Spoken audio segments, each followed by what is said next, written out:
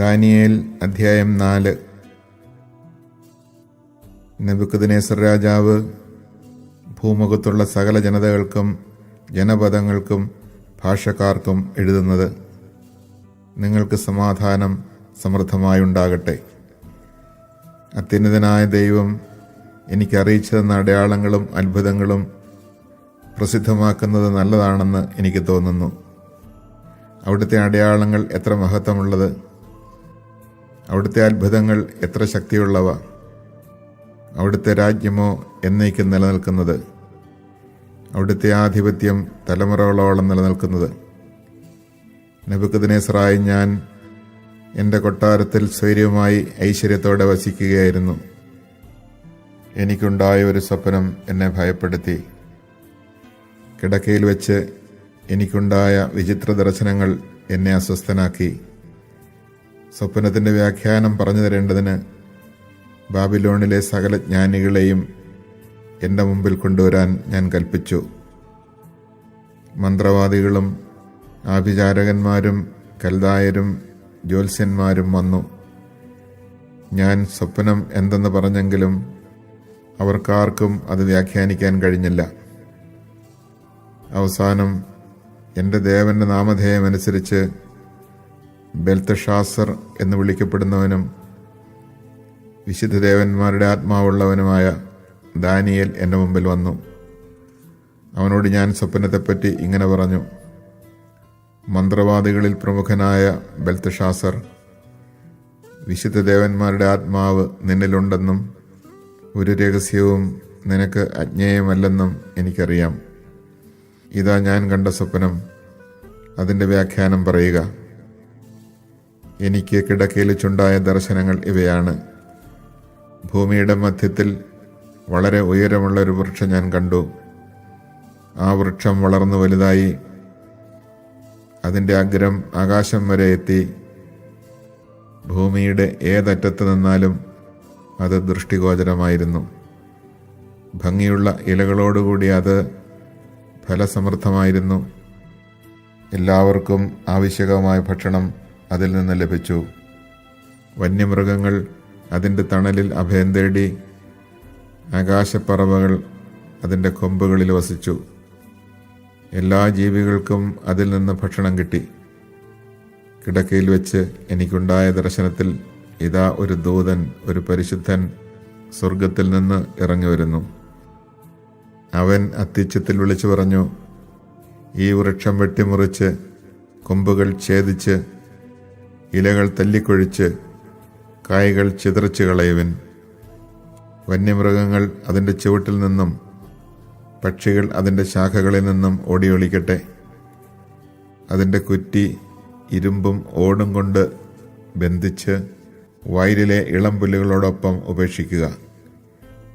ആകാശത്തിലെ മഞ്ഞുകൊണ്ട് അവൻ നനയട്ടെ. വന്യമൃഗങ്ങളോടുകൂടെ ഭൂമിയിലെ പുല്ലിൽ കഴിയാനായിരിക്കട്ടെ അവൻ്റെ വിധി. അവന് മനുഷ്യൻ്റെ മനസ്സ് നഷ്ടപ്പെട്ട് മൃഗത്തിൻ്റെ മനസ്സ് ലഭിക്കട്ടെ. 7 സംവത്സരം അവൻ അങ്ങനെ കഴിയട്ടെ. ഈ വിധി ദൂതന്മാരുടെ പരിശുദ്ധന്മാരുടെ കൽപ്പന അനുസരിച്ചാണ്.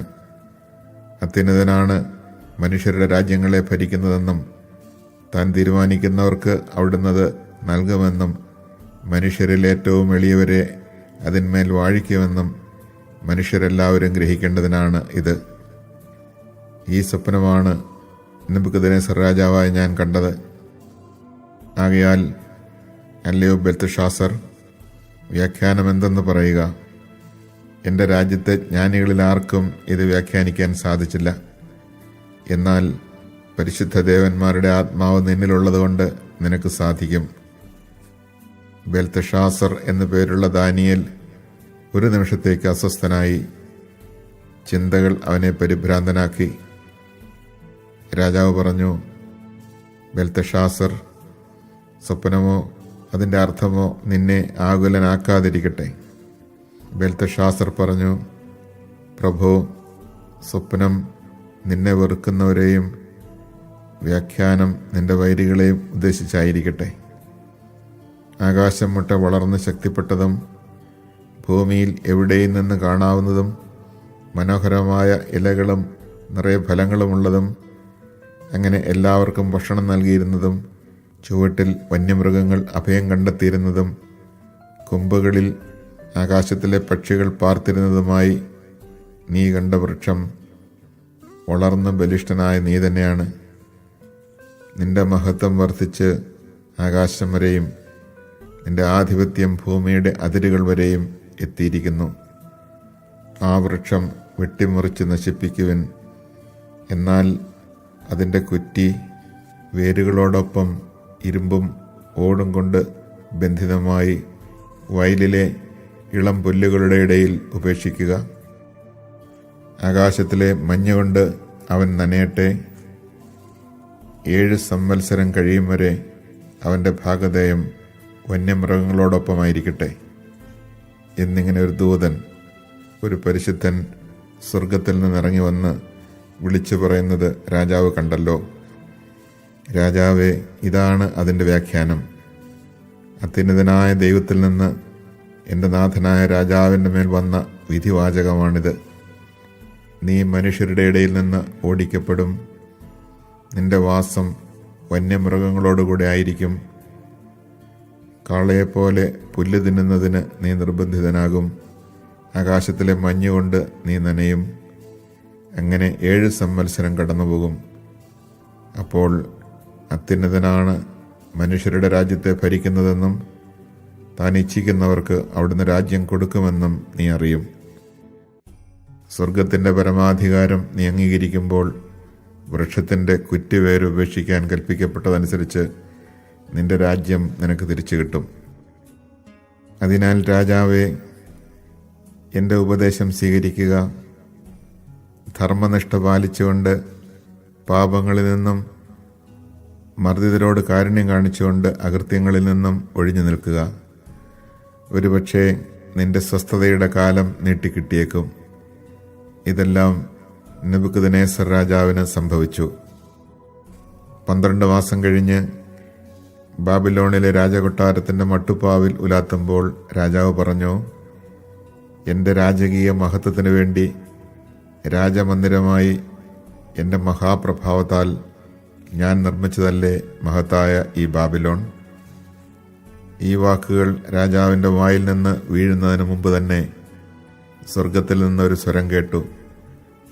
നെബൂഖദ്നേസർ രാജാവേ, നിന്നോടാണ് പറയുന്നത്, രാജ്യം നിന്നിൽ നിന്ന് വേർപെട്ടിരിക്കുന്നു. നീ മനുഷ്യരുടെ ഇടയിൽ നിന്ന് ഓടിക്കപ്പെടുകയും നിന്റെ വാസം വന്യമൃഗങ്ങളോടൊത്തായിരിക്കുകയും ചെയ്യും. കാളയെപ്പോലെ നീ പുല്ല് തിന്നും. മനുഷ്യരുടെ രാജ്യം ഭരിക്കുന്നത് അത്യുന്നതനാണെന്നും താൻ ഇച്ഛിക്കുന്നവന് അവിടുന്ന് അത് നൽകുമെന്നും നീ അറിയുന്നതുവരെ 7 സംവത്സരം കടന്നുപോകും. അപ്പോൾ തന്നെ ആ വാക്കുകൾ നെബൂഖദ്നേസറിൽ നിവൃത്തിയായി. അവൻ മനുഷ്യരുടെ ഇടയിൽ നിന്ന് ഓടിക്കപ്പെടുകയും അവൻ്റെ നഖം പക്ഷിയുടെ നഖം പോലെയും രോമം കഴുകൻ്റെ തോലുകൾ പോലെയും വളരുന്നതുവരെ കാളയെപ്പോലെ പുല്ല് തിന്നുകയും ദേഹം ആകാശത്തിലെ മഞ്ഞുകൊണ്ട് നനയുകയും ചെയ്തു. ആ നാളുകൾ കഴിഞ്ഞപ്പോൾ നെബൂഖദ്നേസറായ ഞാൻ സ്വർഗത്തിലേക്ക് കണ്ണുകൾ ഉയർത്തി. എൻ്റെ ബുദ്ധി തിരിച്ചു കിട്ടി. ഞാൻ അത്യുന്നതനെ വാഴ്ത്തുകയും നിത്യം ജീവിക്കുന്ന അവിടുത്തെ സ്തുതിക്കുകയും മഹത്വപ്പെടുത്തുകയും ചെയ്തു. അവിടുത്തെ ആധിപത്യം അനന്തമാണ്. അവിടുത്തെ രാജ്യം തലമുറ തലമുറയായി നിലനിൽക്കുന്നു. സകല ഭൂവാസികളും അവിടുത്തെ മുമ്പിൽ ഒന്നുമല്ല. സ്വർഗീയ സൈന്യത്തോടും ഭൂവാസികളോടും തൻ്റെ ഇച്ഛയ്ക്കൊത്ത് അവിടുന്ന് പ്രവർത്തിക്കുന്നു. ആർക്കും അവിടുത്തെ കരം തടയാനോ എന്താണ് ഈ ചെയ്തത് എന്ന് അവിടുത്തോട് ചോദിക്കാനോ സാധിക്കുകയില്ല. ആ നിമിഷത്തിൽ തന്നെ എനിക്ക് ബുദ്ധി തിരിച്ചു കിട്ടി. എൻ്റെ രാജ്യത്തിൻ്റെ മഹത്വത്തിനായി എൻ്റെ രാജ്യത്വവും പ്രതാപവും എനിക്ക് തിരിച്ചു കിട്ടി. എൻ്റെ ഉപദേശകന്മാരും പ്രഭുക്കന്മാരും എന്നെ തേടി വന്നു. എൻ്റെ രാജ്യത്തിൽ ഞാൻ വീണ്ടും പ്രതിഷ്ഠിക്കപ്പെട്ടു. പൂർവാധികം മഹത്വം എനിക്ക് ലഭിച്ചു. നെബൂഖദ്നേസറായ ഞാൻ ഇപ്പോൾ സ്വർഗത്തിൻ്റെ രാജാവിനെ സ്തുതിക്കുകയും പുകഴ്ത്തുകയും മഹത്വപ്പെടുത്തുകയും ചെയ്യുന്നു. എന്തെന്നാൽ അവിടുത്തെ പ്രവൃത്തികൾ ശരിയായിട്ടുള്ളതും മാർഗങ്ങൾ നീതിപൂർണവുമാണ്. അഹങ്കാരികളെ താഴ്ത്താൻ അവിടുത്തേക്ക് കഴിയും.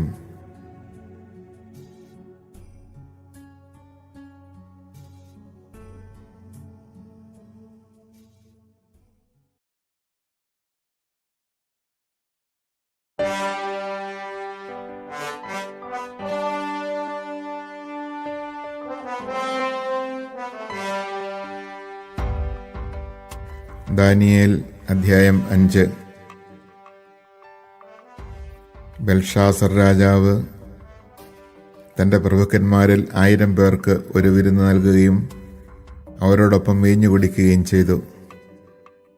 വീഞ്ഞു കുടിച്ച് മതിച്ചപ്പോൾ രാജാവായ താനും തൻ്റെ പ്രഭുക്കന്മാരും ഭാര്യമാരും ഉപനാരികളും വീഞ്ഞു കുടിക്കേണ്ടതിന് തൻ്റെ പിതാവായ നബൂഖദ്നേസർ ജെറുസലേം ദേവാലയത്തിൽ നിന്ന് കൊണ്ടുവന്ന സ്വർണവും വെള്ളിയും കൊണ്ടുള്ള പാത്രങ്ങൾ കൊണ്ടുവരാൻ അവൻ കൽപ്പിച്ചു.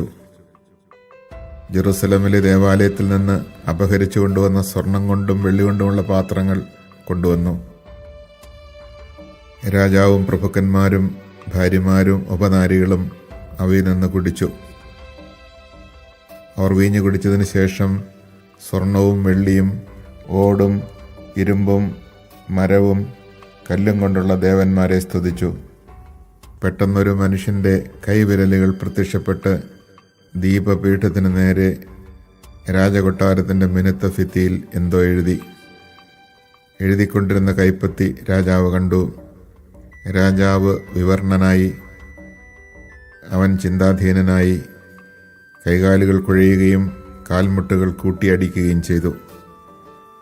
ആഭിചാരകരെയും കൽദായരെയും ജ്യോത്സ്യന്മാരെയും വരുത്താൻ അവൻ വിളിച്ചു പറഞ്ഞു. രാജാവ് ബാബിലോണിലെ ജ്ഞാനികളോട് പറഞ്ഞു, ഈ എഴുത്ത് വായിച്ച് വ്യാഖ്യാനിച്ചു തരുന്നവനെ ധൂമവസ്ത്രം ധരിപ്പിച്ച് കഴുത്തിൽ പൊന്മാല ചാർത്തി രാജ്യത്തിൻ്റെ 3ാം ഭരണാധികാരിയാക്കുന്നതാണ്. രാജാവിൻ്റെ ജ്ഞാനികളെല്ലാം എത്തിയെങ്കിലും അവർക്കാർക്കും എഴുത്ത് വായിക്കാനോ വ്യാഖ്യാനിക്കാനോ കഴിഞ്ഞില്ല. അപ്പോൾ ബെൽഷാസർ രാജാവ് അത്യന്തം അസ്വസ്ഥനായി. അവൻ വിവർണനായി. അവൻ്റെ പ്രഭുക്കന്മാരും പരിഭ്രാന്തരായി. രാജാവിൻ്റെയും പ്രഭുക്കന്മാരുടെയും സംസാരം കേട്ട് രാജ്ഞി വിരുന്നുശാലയിലെത്തി. അവൾ പറഞ്ഞു, രാജാവ് നീണാൾ വാഴട്ടെ. നിന്റെ വിചാരങ്ങൾ നിന്നെ അസ്വസ്ഥനാക്കുകയോ നിന്നെ വിവർണനാക്കുകയോ ചെയ്യാതിരിക്കട്ടെ. നിന്റെ രാജ്യത്ത് വിശുദ്ധദേവന്മാരുടെ ആത്മാവുള്ള ഒരുവനുണ്ട്. നിന്റെ പിതാവിൻ്റെ കാലത്ത് ദേവന്മാരുടേതുപോലുള്ള തെളിഞ്ഞ ജ്ഞാനവും അറിവും അവനിൽ കാണപ്പെട്ടിരുന്നു. അസാധാരണമായ ബുദ്ധിയും വിജ്ഞാനവും സ്വപ്നങ്ങൾ വ്യാഖ്യാനിക്കാനും ഗൂഢാർത്ഥവാക്യങ്ങൾ വിശദീകരിക്കാനും പ്രശ്നങ്ങൾ പരിഹരിക്കാനും വേണ്ട അറിവും താൻ ബെൽത്തഷാസർ എന്ന് വിളിച്ചിരുന്ന ദാനിയേൽ എന്നവനിൽ ഉണ്ടെന്ന് കണ്ട് അങ്ങയുടെ പിതാവായ നബൂഖദ്നേസർ രാജാവ് അവനെ മന്ത്രവാദികളുടെയും ആഭിചാരകരുടെയും കൽദായരുടെയും ജ്യോത്സ്യരുടെയും തലവനാക്കിയിരുന്നു. ഇപ്പോൾ ദാനിയേലിനെ വിളിക്കുക, അവൻ വ്യാഖ്യാനം അറിയിക്കും. ദാനിയേലിനെ രാജസന്നിധിയിൽ കൊണ്ടുവന്നു. രാജാവ് ദാനിയേലിനോട് ചോദിച്ചു, രാജാവായ എൻ്റെ പിതാവ് യൂദായിൽ നിന്ന് കൊണ്ടുവന്ന യഹൂദ പ്രവാസികളിൽ ഒരുവനായ ദാനിയേൽ നീ തന്നെയാണല്ലോ. വിശുദ്ധദേവന്മാരുടെ ആത്മാവ് നിന്നിലുണ്ടെന്നും തെളിഞ്ഞ ബുദ്ധിയും ജ്ഞാനവും നിനക്കുണ്ടെന്നും ഞാൻ കേട്ടിട്ടുണ്ട്.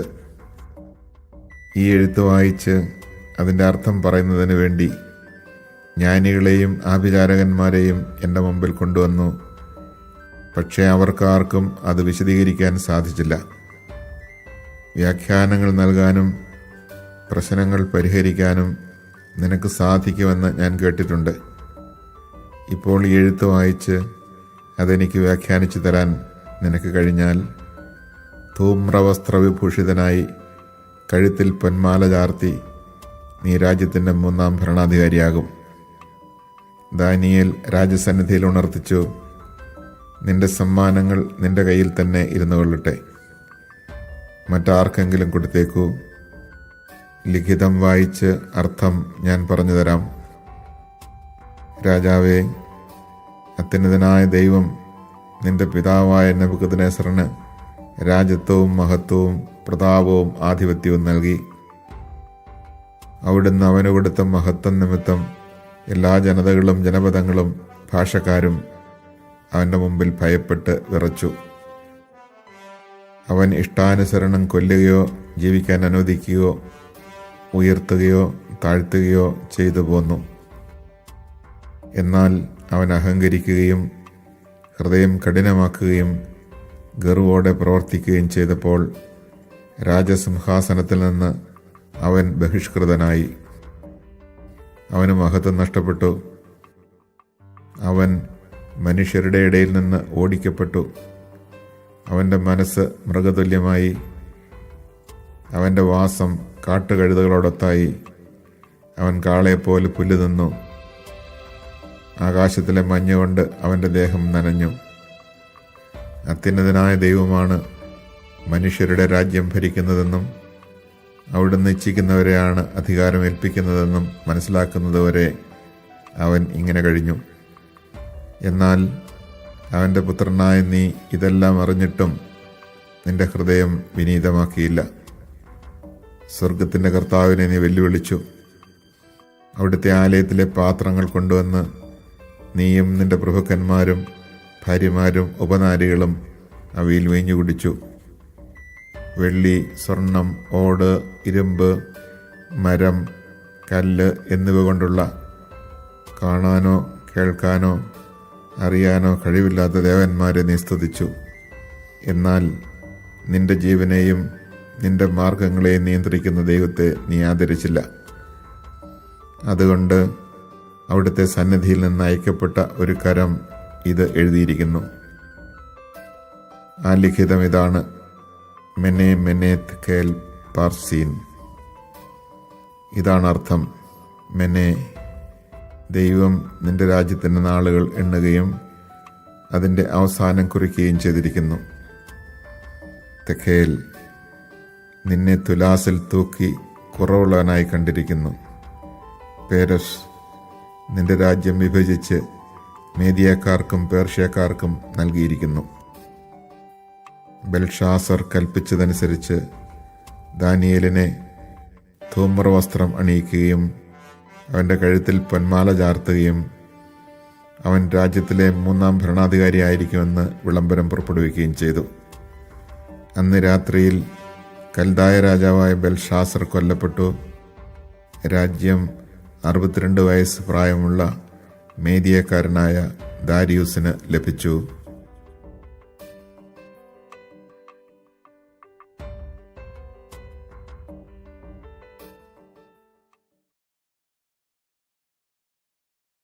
Chapter 4. I, Nebuchadnezzar, was at home in my palace, content and prosperous. I had a terrifying dream as I lay in bed, and the images and the visions of my mind frightened me. So I issued a decree that all the wise men of Babylon should be brought before me to give the interpretation of the dream. When the magicians, enchanters, Chaldeans, and astrologers had come in, I related the dream before them, but none of them could tell me its meaning. Finally there came before me Daniel, whose name is Belteshazzar, after the name of my God, and in whom is the Spirit of the Holy God. I repeated the dream to him. Belteshazzar, chief of the magicians, I know that the Spirit of the Holy God is in you, and no mystery is too difficult for you. Tell me the meaning of the visions that I saw in my dream. These were the visions I saw while in bed. I saw a tree of great height at the center of the world. It was large and strong, with its top touching the heavens, and it could be seen to the ends of the earth. Its leaves were beautiful, and its fruit abundant, providing food for all. Under it the wild beasts found shade. In its branches the birds of the air nested. All men ate of it. In the vision I saw while in bed, a holy sentinel came down from heaven and cried out, "Cut down the tree and lop off its branches, strip off its leaves and scatter its fruit. Let the beasts flee its shade and the birds its branches. But leave in the earth its stump and roots, fettered with iron and bronze, in the grass of the field. Let him be bathed with the dew of heaven, his lot be to eat among beasts the grass of the earth. Let his mind be changed from the human, let him be given the sense of a beast, till 7 years pass over him. By decree of the sentinels is this decided, by order of the holy ones this sentence, that all who live may know that the Most High rules over the kingdom of men. He can give it to whom he will, or set over it the lowliest of men. This is the dream that I, King Nebuchadnezzar, had. Now, Belteshazzar, tell me its meaning. Although none of the wise men in my kingdom can tell me the meaning, you can, because the Spirit of the Holy God is in you. Then Daniel, whose name was Belteshazzar, was appalled for a while, terrified by his thoughts. Belteshazzar, the king said to him, let not the dream or its meaning terrify you. My lord, Belteshazzar replied, this dream should be for your enemies, and its meaning for your foes. The large, strong tree that you saw, with its top touching the heavens, that could be seen by the whole earth, which had beautiful foliage and abundant fruit, providing food for all, under which the wild beasts lived, and in whose branches the birds of the air dwelt. You are that tree, O king, large and strong. Your majesty has become so great as to touch the heavens, and your rule extends over the whole earth. As for the king's vision of a holy sentinel that came down from heaven and proclaimed, cut down the tree and destroy it, but leave in the earth its stump and roots, fettered with iron and bronze in the grass of the field, let him be bathed with the dew of heaven, and let his lot be among wild beasts, till 7 years pass over him. This is its meaning, O king. This is the sentence which the Most High has passed upon my lord king. You shall be cast out from among men, and dwell with wild beasts. You shall be given grass to eat like an ox, and be bathed with the dew of heaven. 7 years shall pass over you, until you know that the Most High rules over the kingdom of men, and gives it to whom he will. The command that the stump and roots of the tree are to be left means that your kingdom shall be preserved for you once you have learned it is heaven that rules. Therefore, O king, take my advice. Atone for your sins by good deeds, and for your misdeeds by kindness to the poor. Then your prosperity will be long. All this happened to King Nebuchadnezzar. 12 months later, as he was walking on the roof of the royal palace in Babylon, the king said, Babylon the Great, was it not I, with my great strength, who built it as a royal residence for my splendor and majesty? While these words were still on the king's lips, a voice spoke from heaven, It has been decreed for you, King Nebuchadnezzar, that your kingdom is taken from you. You shall be cast out from among men, and shall dwell with wild beasts. You shall be given grass to eat like an ox, and 7 years shall pass over you, until you learn that the Most High rules over the kingdom of men, and gives it to whom he will. At once this was fulfilled. Nebuchadnezzar was cast out from among men. He ate grass like an ox, and his body was bathed with the dew of heaven, until his hair grew like the feathers of an eagle, and his nails like the claws of a bird. When this period was over, I, Nebuchadnezzar, raised my eyes to heaven. My reason was restored to me, and I blessed the Most High. I praised and glorified him who lives forever. His dominion is an everlasting dominion, and his kingdom endures through all generations. All who live on the earth are counted as nothing. He does as he pleases with the powers of heaven, as well as with those who live on the earth. There is no one who can stay his hand or say to him, What have you done? At the same time my reason returned to me, and for the glory of my kingdom my majesty and my splendor returned to me. My nobles and lords sought me out. I was restored to my kingdom, and became much greater than before. Therefore I, Nebuchadnezzar, now praise and exalt and glorify the King of heaven, because all his works are right and his ways just, and those who walk in pride he is able to humble. Chapter 5. King Belshazzar gave a great banquet for 1,000 of his lords, with whom he drank. Under the influence of the wine, he ordered the gold and silver vessels which Nebuchadnezzar his father had taken from the temple in Jerusalem to be brought in, so that the king, his lords, his wives, and his entertainers might drink from them. When the gold and silver vessels taken from the house of God in Jerusalem had been brought in, and while the king, his lords, his wives, and his entertainers were drinking wine from them, they praised their gods of gold and silver, bronze and iron, wood and stone. Suddenly, opposite the lampstand, the fingers of a human hand appeared, writing on the plaster of the wall in the king's palace.